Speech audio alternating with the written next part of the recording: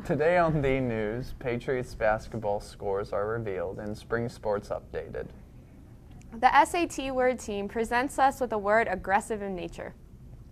Streets of Wake Forest explores an Italian eatery located downtown. All of this and more on this week's installment of the High School Experience News.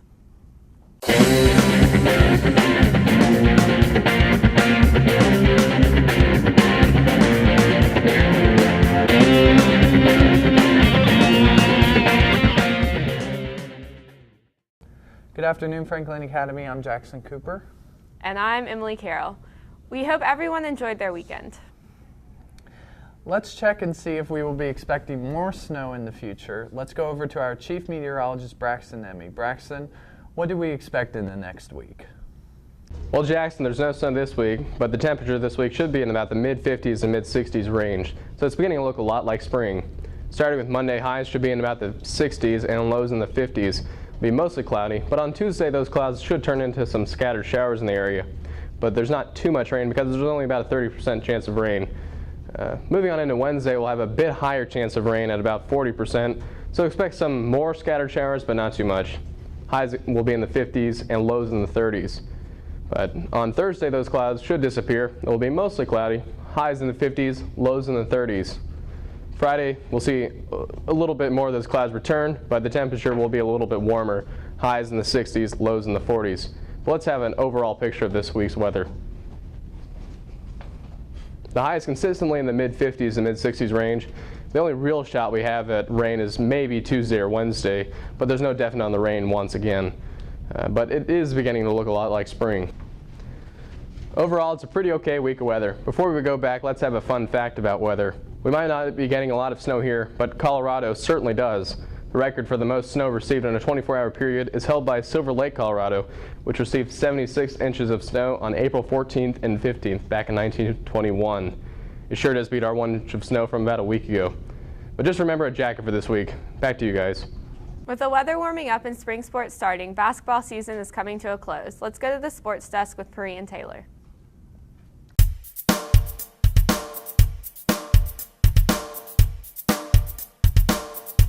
Good afternoon, Franklin Academy. I'm Taylor Gilmore. And I'm Parie Stevens. This past week, our basketball teams have been all over the boards playing conference championships and making a run in the state playoffs.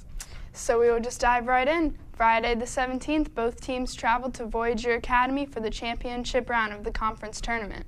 The girls faced River Mill and the boys Roxborough Community. Right you are, Taylor, but despite both teams' efforts, they came away with 2 bitter losses. The girls ended with a score of 74-52, and the boys fell 8 points short with a loss of 53-45. Last Monday, February 20th, our boys left home to take on West Columbus High School in the first round of state playoffs, where they fought to the finish but ended with a bitter loss of 83-56. While the boys were away, the girls stayed at home to play an outstanding game against Raleigh Charter that kept everyone on the edge of their seats. Coming away with a 1-point victory, the girls advanced to the second round of the state playoffs, which took place on the 22nd.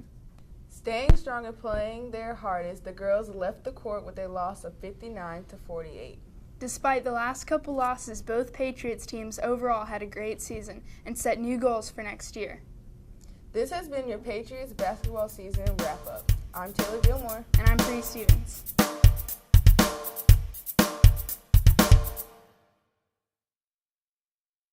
I heard the SAT test is pretty aggressive, so let's go on over to the SAT word of the week for a little help. Hey, you ready to do the SAT word of the week? Yeah!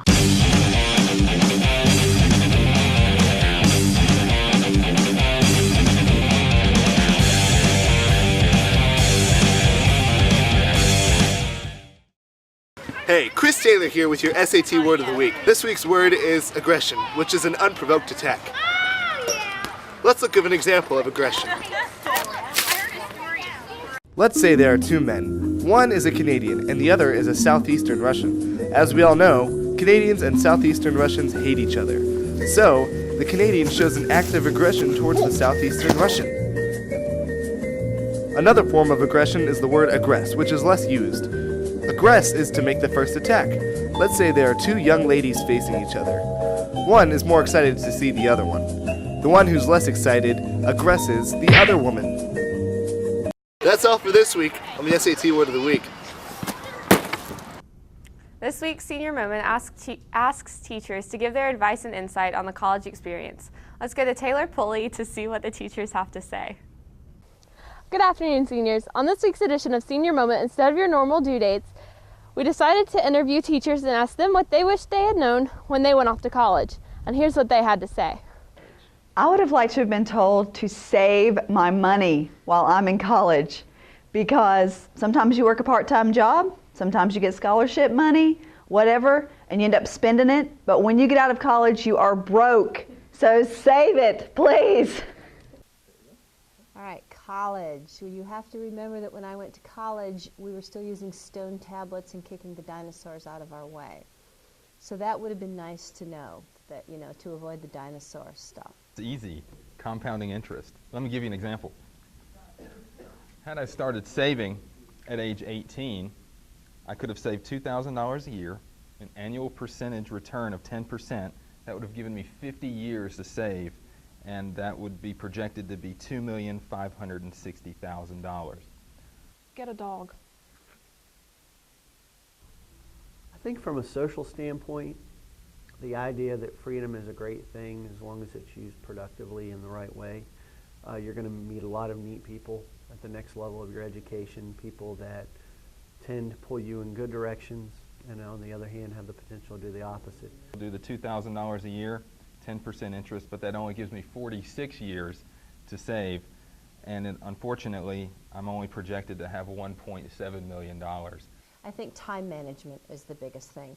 Instead of just goofing off between classes, use that time to catch some extra studying, and then you're not pulling all-nighters, and you're not staying up till 2, 3, 4 in the morning writing papers. As far as academically, and I know the audience is probably going to cringe when they hear me say this, is writing skills. So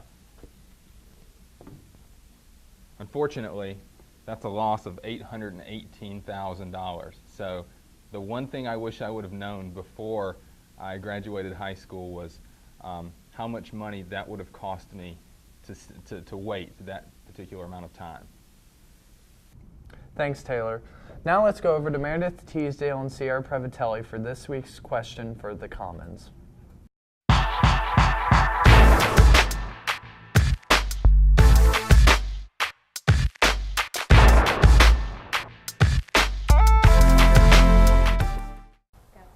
I do not, because they seem like an aggressive country.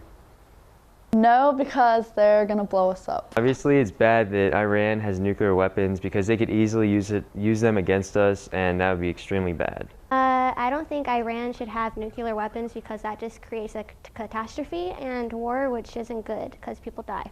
I think that Iran should not have nuclear weapons because then it's going to give other smaller countries ideas, and then everyone's going to want nuclear weapons, and then someone's going to end up using them against someone else, and then the war's going to explode. No, because then they can kill us. I don't think Iran should have nuclear weapons just because their leadership and their country is definitely not in the best condition right now, and they don't know how to use them. So I don't think they should have them. I don't think that Iran should be allowed to have nuclear weapons because they've shown to be a pretty dangerous country because they don't like to follow the rules, and they can be a danger to everyone around them. This week, Spencer and Ewan answer the question, what am I doing this weekend? Let's head on over to entertainment for an update on the latest movies and music. Hello, Franklin Academy. I'm Spencer Marr. And I'm Young on the Besco with This Week Entertainment segment. This Is Not a Film opens in theaters this Wednesday, so make sure you go check it out. Another movie that looks good is Dr. Seuss's The Lorax, which comes out this Friday. Bruce Springsteen and the E Street Band are coming out with the new album, Wrecking Ball. The album is expected to be released March 6th. Well, that's it for this week. See you next time. Streets of Wake Forest has found an Italian getaway that you can enjoy without leaving Wake Forest. The Rise of a Family has brought Sicily here to Wake Forest. El Bacchio Italian Grill and Pizza offers authentic Italian food at cheap pricing. On Mondays, we have a great takeout special that is a large New York-style cheese pizza for $7.95. We also have different specials running every day for dining in. If you just come on in and check those out, they're different for lunch and dinner, Monday through Sunday. If you go to their website, you can find coupons for various meals.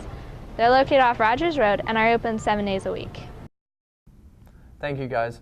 One of the biggest challenges faced by the technology companies today is how to make older technologies more relevant. Tech News reports on technologies that are catching up with the times.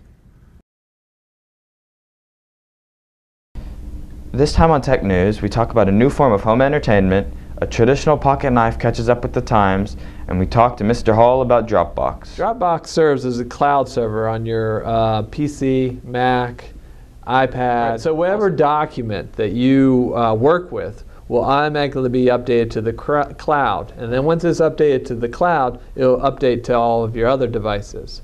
All right. So for example, if I make changes on my document on my iPad, it will update to the cloud. And as soon as I open up my Dropbox on my computer, I'll have the updated file. For the students, that means you don't have to have jump drives anymore. In addition, you can be able to, instead of attaching a file to an email, you can just actually send a Dropbox link. So you can email somebody a Dropbox link to your specific file. The company Surface Tension creates high-quality coffee tables that double as an arcade.